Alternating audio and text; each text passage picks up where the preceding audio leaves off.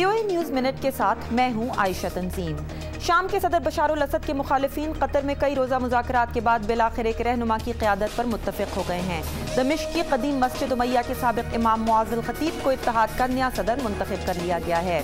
यूनान की हुकूमत ने अंदरून मुल्क शदीद मुखालिफत के बावजूद यूरोपीय यूनियन की तरफ से इमदाद की अगली किस्त के हुसूल के लिए आइंदा साल के बजट में बेतहाशा कटौतियाँ मंजूर कर ली हैं। यूनानी वज़ीर आज़म ने मुतनब्बे किया है कि यूरोपीय यूनियन की तरफ से इमदाद न मिलने की सूरत में हुकूमत के पास चंद रोज़ में पैसे ख़त्म हो जाएंगे। बरतानवी खबर रसां इदारे BBC के डायरेक्टर जनरल के इस्तीफे के बाद अब उसकी न्यूज़ डायरेक्टर हेलन बोर्डन और उनके नायब स्टीफन मिचेल को भी वक्ती तौर पर मुअत्तल कर दिया गया है। दो बड़े स्कैंडल्स के बाद BBC को शदीद तनकीद का सामना है। और अगले हफ्ते से निंटेंडो का नया गेम कंसोल बाजार में आ रहा है, जिसमें कंपनी ने टैबलेट और टच स्क्रीन की मकबूलियत का फ़ायदा उठाने की कोशिश की है। आप देख रहे थे VOA न्यूज़ मिनट। मज़ीद खबरों के लिए हमारी वेबसाइट urduvoa.com पर आएँ।